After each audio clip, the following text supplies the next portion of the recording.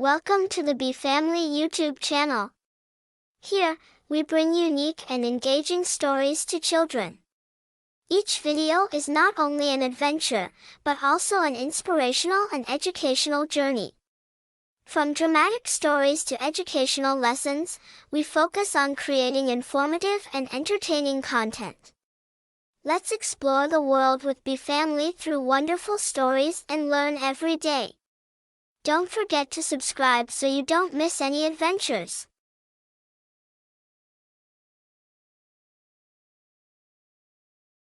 Once upon a time, in a forest, there was a huge elephant.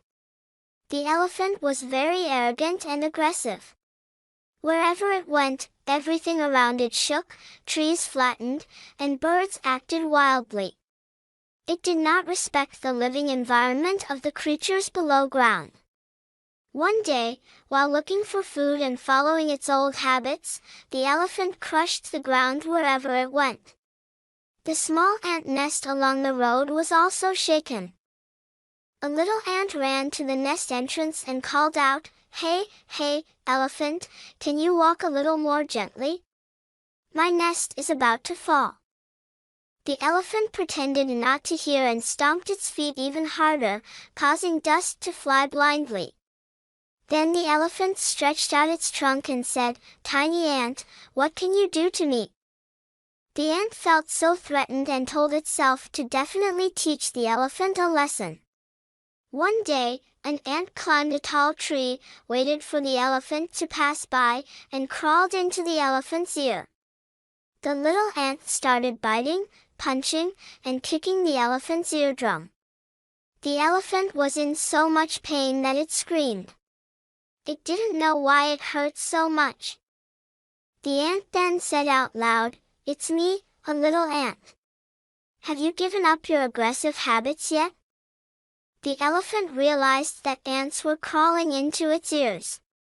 It tried to use its trunk to suck them out, shook its head, and sprayed water in, but it couldn't get the ant out. Finally, too tired and in pain, the elephant surrendered and asked for forgiveness. "Little ant, please forgive me. I know my mistake." The little ant crawled out. From that day on, the giant elephant learned a lifelong lesson and lived in harmony with the surrounding environment.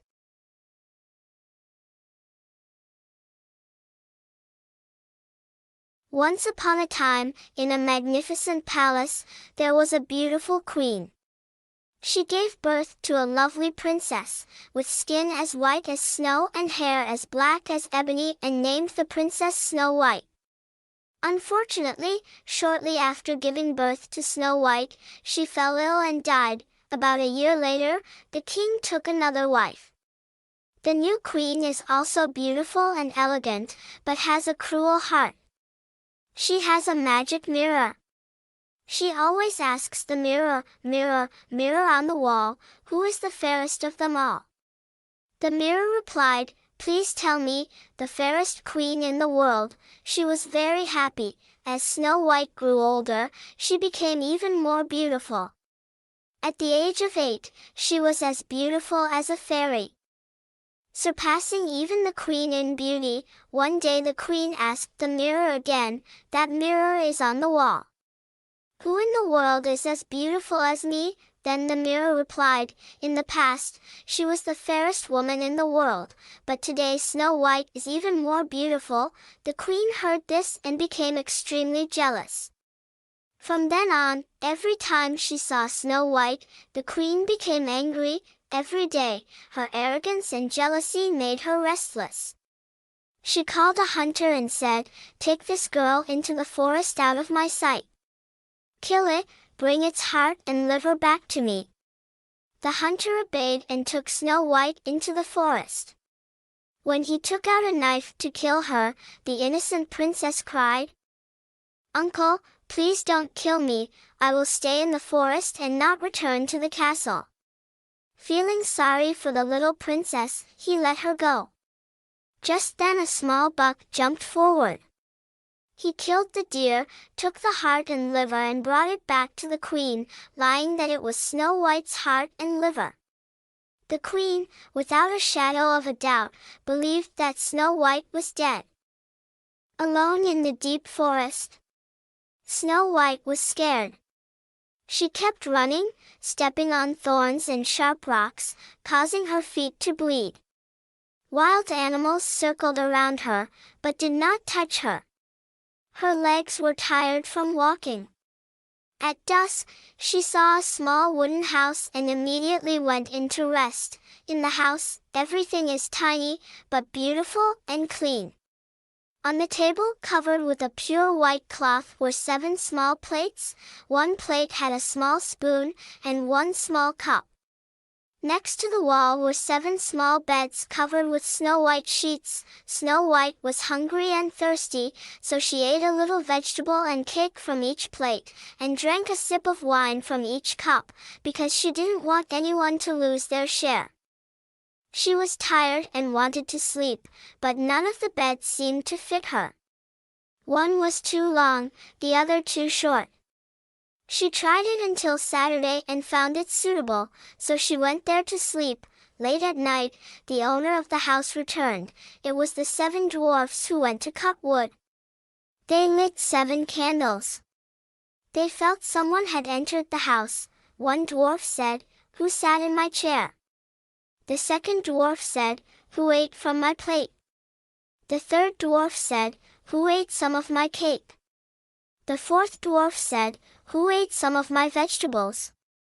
The fifth dwarf said, "Who used my fork?" The sixth dwarf said, "Who used my knife?" The 7th dwarf said, "Who drank into my cup?" The one dwarf looked around, then walked back to his bed. Seeing that there was a depression in the mattress, he said, "Who climbed into my bed?" The other dwarfs also came to their bed and said, "Who has slept in my bed?"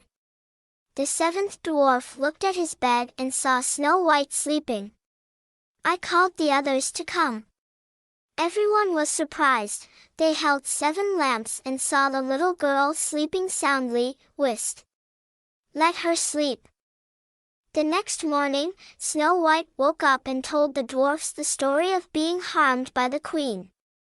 Moved by her story, the dwarfs took pity on the princess and decided to let her stay with them.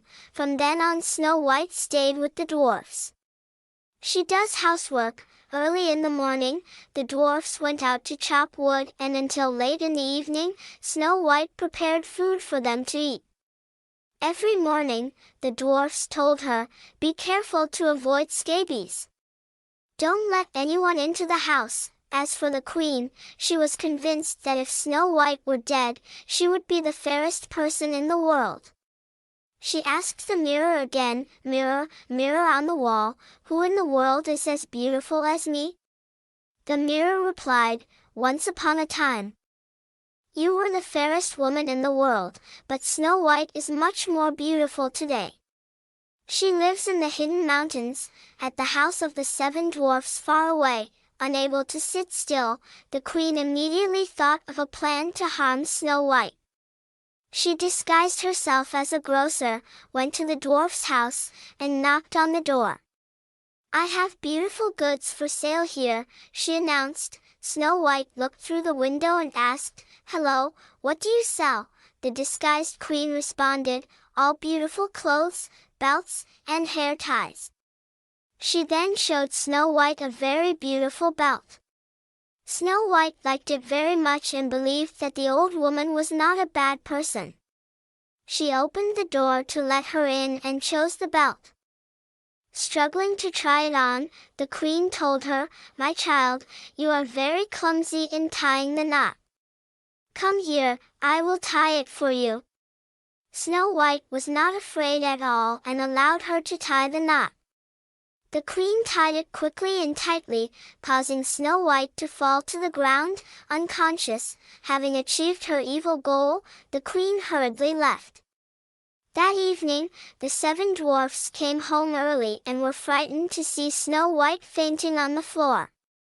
Luckily, the dwarfs were able to save her.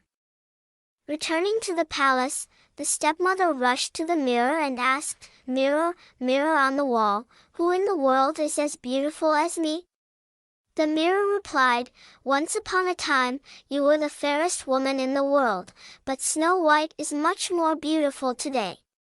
She lives in the hidden mountains, at the house of the 7 dwarfs far away." Hearing this, the queen felt her blood boil with anger. She cast a spell to create a comb laced with poison and disguised herself as another old woman. Traveling a long way to the 7 dwarfs' house, she opened the door and said, "I have beautiful goods for sale." Snow White, looking through the window, loudly replied, "Go away, I'm not allowed to let anyone in." The old woman retorted, "Who forbids me to look?" She then showed Snow White the poisoned comb. Snow White was so enamored with the comb that she ran to open the door. The old woman said, "Let me brush your hair nicely." Snow White, without hesitation, allowed her to comb her hair. As soon as the comb touched her hair, Snow White was poisoned and fell unconscious. Satisfied, the old woman returned to the palace. Coincidentally, the dwarfs returned earlier than usual and found Snow White fainted on the floor with a strange comb in her hair. After they left, Snow White woke up and told the dwarfs everything. The queen, upon returning home, looked in the mirror and asked, "Mirror, mirror on the wall, who in the world is as beautiful as me?" The mirror replied as before, "Once upon a time, you were the fairest woman in the world, but Snow White is much more beautiful today. She lives in the hidden mountains, at the house of the 7 dwarfs far away." Hearing this, the queen became angry and shouted, "Snow White, you must die." She poisoned a beautiful apple that looked delicious and placed it in a basket of fresh apples. After preparing the apple, she put on makeup, dressed as a farmer, and crossed the 7 mountains to the house of the 7 dwarfs. She knocked on the door. Snow White stuck her head through the window and said, "I am not allowed to let anyone in.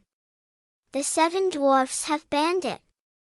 The farmer said, "It's okay. I have a lot of apples. Let me give you one." Snow White said, "No, you are not allowed to take anything." The old woman said, "Don't be afraid, this apple is very delicious." Having said that, she picked up an apple and ate it deliciously. Of course, she knew where the poisoned apple was. Snow White didn't suspect anything when she saw it. Besides, she also loves eating apples and reached out her hand to receive one from her. She bit right away, but she was poisoned and fell to the ground. The evil queen had achieved her ambition, white as snow, black as ebony. This time no one can save you. When returning to the palace, the queen asked, "Mirror, mirror on the wall, who in the world is as beautiful as me?" The mirror replied, "Your Majesty, you are the fairest queen in the world." At that moment, I felt at ease in my heart. The dwarfs came home to find Snow White lying on the ground, dead. They lifted her up, looking for any traces of poison, but everything went in vain. They looked at Snow White in despair. They put her on the bed. All 7 people sat around the body and mourned for 3 days.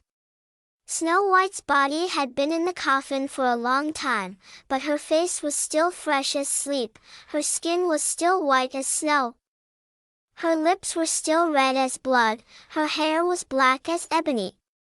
Finding it strange, the dwarfs decided not to bury it, but took turns looking after the body, hoping a miracle would happen. The next day, a certain prince returned home late from the forest and asked the dwarfs' family if he could sleep over.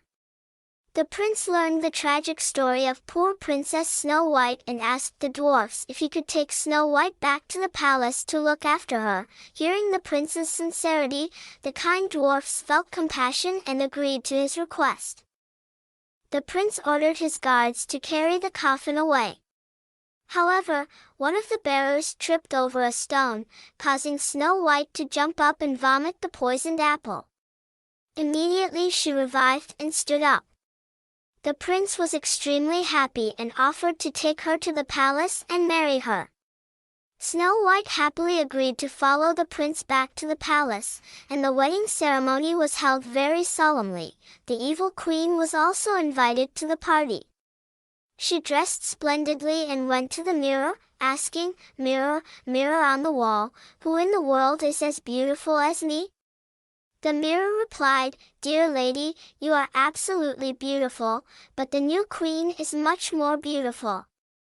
Enraged, the queen went to the wedding party. She walked in and immediately recognized Snow White. She was so scared that she stood still, unable to move, and then her cruel heart broke, and she fell dead. Finally, the evil disappeared, and Snow White and the prince returned to the mountain to repay the dwarfs for saving their lives. From then on, the two lived happily together.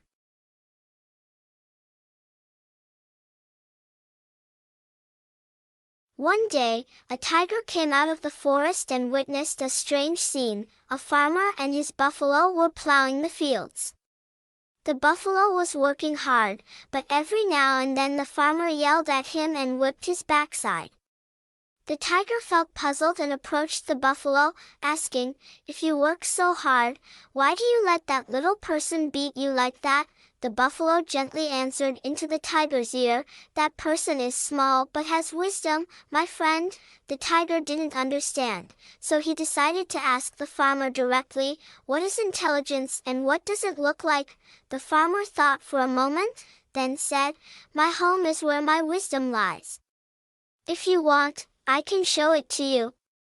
The tiger nervously agreed, and the farmer began to leave, but then he remembered something and said, "What if I let you keep the buffalo while I'm gone, and you eat it?" The tiger hesitated and didn't know how to answer, when the farmer suggested, "Or my friend, let me temporarily tie it to the base of this tree for peace of mind." The tiger agreed, and the farmer began to tie the tiger tightly to the tree. Then he piled straw around, lit a fire, and shouted loudly, "My wisdom is here! My wisdom is here!" The buffalo saw a very happy scene and laughed, but unfortunately crashed his upper jaw into a rock, breaking all his upper teeth. The tiger struggled for a long time before the rope broke. The tiger ran straight into the forest, not daring to look back. Since then, long black marks appeared on the tiger's body, traces of burns, and the buffalo lost all its upper teeth.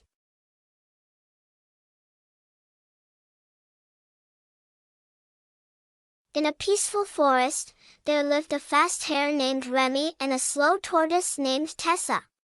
Remy often prides himself on his speed, while Tessa believes that patience is the key to victory. One morning, Remy and Tessa decided to organize a race to see who would win. Encouraged by deer and horse friends, Remy confidently entered the race, while Tessa moved slowly as usual. Starting the race, Remy quickly moved away from Tessa. However, when approaching the finish line, Remy felt that he was far behind the tortoise Tessa, so he decided to rest and play with bees and butterflies. Meanwhile, Tessa continued to move persistently. When it was past noon, Remy was surprised to realize that Tessa had passed him and was approaching the finish line. Remy hurriedly returned to the race. But it was too late. Tessa was close to the finish line. The race ended. Tessa won to everyone's surprise. In the end, Remy understood that it was not speed but perseverance that was the key to victory.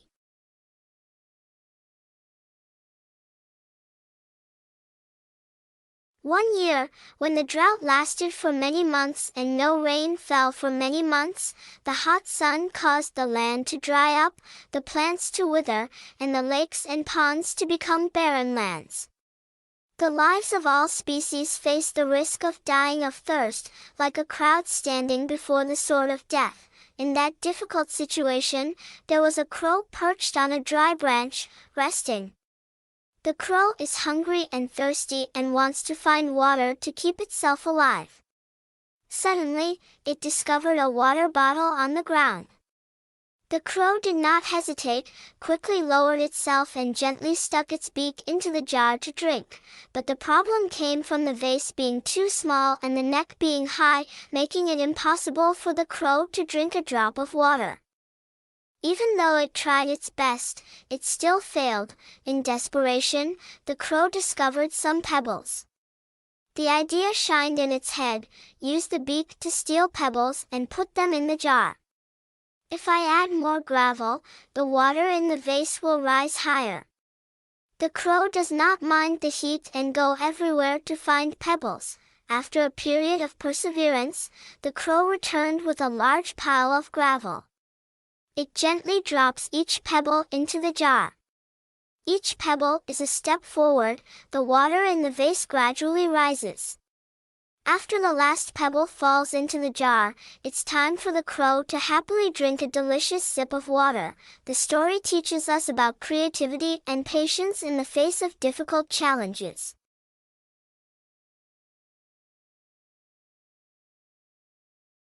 Once upon a time, in a quaint village nestled between rolling hills, there lived a shepherd boy named Peter. His days were filled with the peaceful task of tending to a flock of sheep. The villagers entrusted him with the responsibility of guarding the sheep and keeping them safe from the dangers that lurked nearby. As days passed, Peter found himself yearning for a bit of excitement.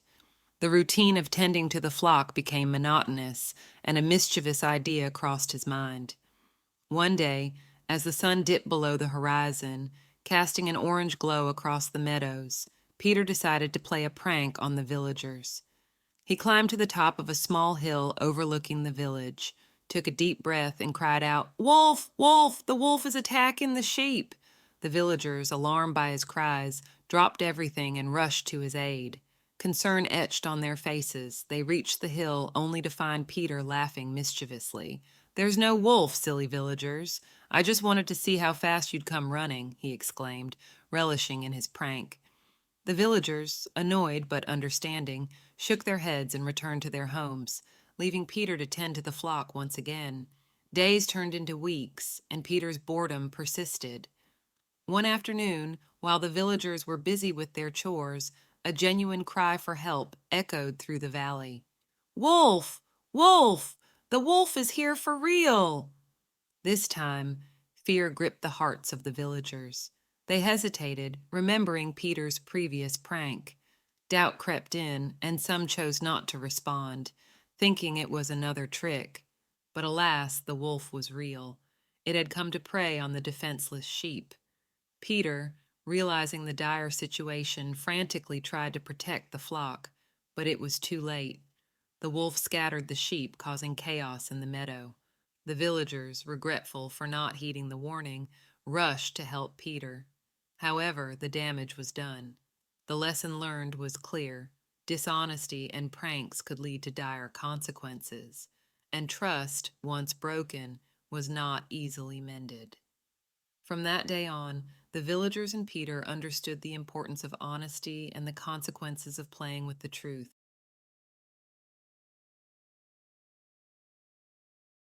Once upon a time, in a small town, there was a rich and greedy man named Noble. Noble really likes gold and strange precious things. However, contrary to his greed, he loves his only daughter more than gold and silver. One day, Noble saved a fairy whose hair was stuck in a tree branch. Receiving the favor from the fairy, Mr. Noble greedily asked for a wish. Greed arose. He wanted everything he touched to turn into gold. The fairy accepted the wish, but when he returned home, his beloved daughter came to welcome Noble, and accidentally touching his hand, she immediately turned into a golden statue. He was heartbroken and extremely regretful. For the rest of his life, he searched for the fairy to ask for a way to reverse that greedy wish. Lesson: greed can lead to tragic consequences. The story reminds us of the value of love and the importance of not letting greed overwhelm our hearts.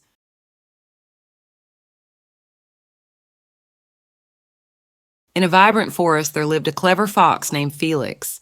One day, a captivating aroma led him to a vineyard where a bunch of plump, juicy grapes hung from a vine. Eager to taste the sweet treasure, Felix leaped, but the grapes remained just out of reach. Undeterred, he eyed a nearby crate and, with cunning determination, dragged it beneath the grapes. Climbing onto the crate, Felix stretched and jumped, attempting to grasp the luscious bunch.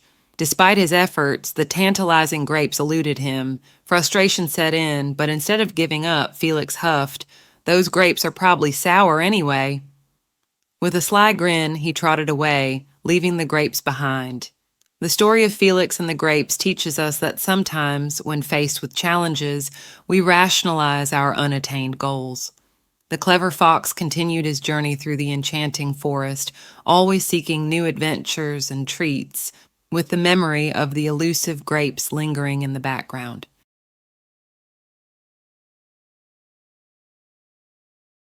On a sunny and peaceful day under the cool shade of lush trees, Lion, the king of the jungle, was closing his eyes to enjoy a midday nap.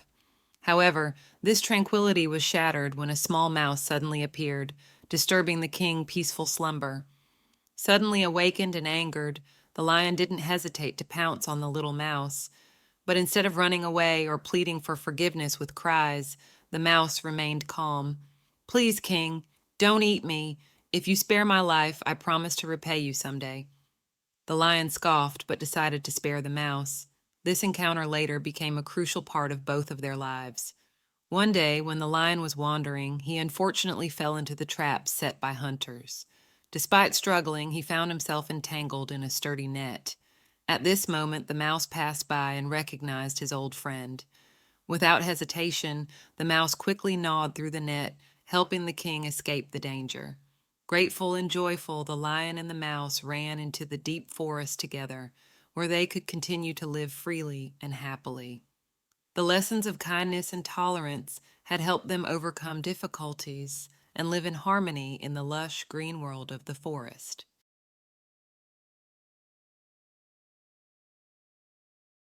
In that forest, Fox and Stork lived near each other's house. One day, the fox decided to invite the stork to his house for dinner.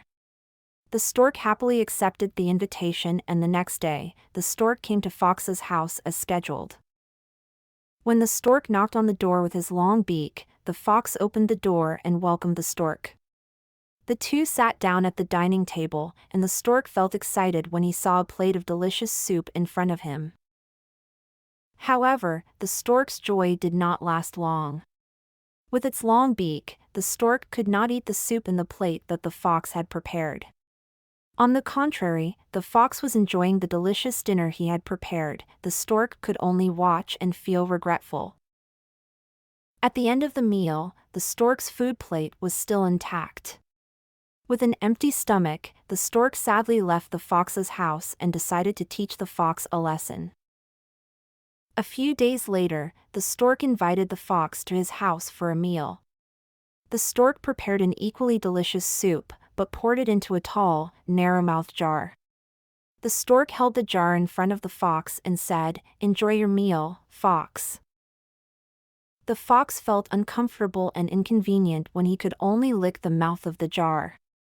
In the end, Fox had to leave hungry, and at this moment, Fox realized his selfishness the day before. Lesson: don't live selfishly.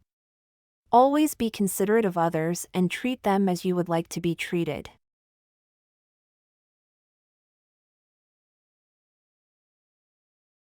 Once upon a time, there was a little girl named Little Red Riding Hood, with a striking red scarf.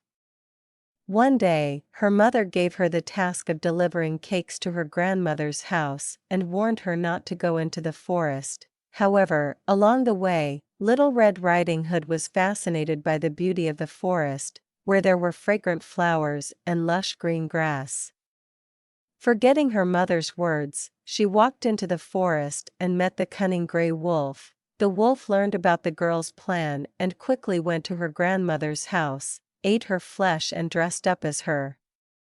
When Little Red Riding Hood arrived, she was surprised because her grandmother's appearance had changed strangely.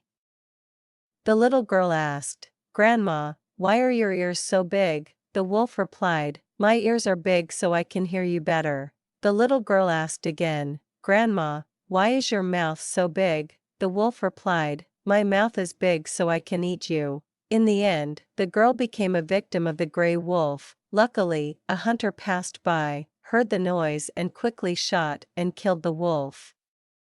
He saved the girl and her grandmother from a difficult situation. The story ends, Little Red Riding Hood, her mother and grandmother live happily together. And from then on, Little Red Riding Hood always listened to her mother's instructions and did not trust strangers.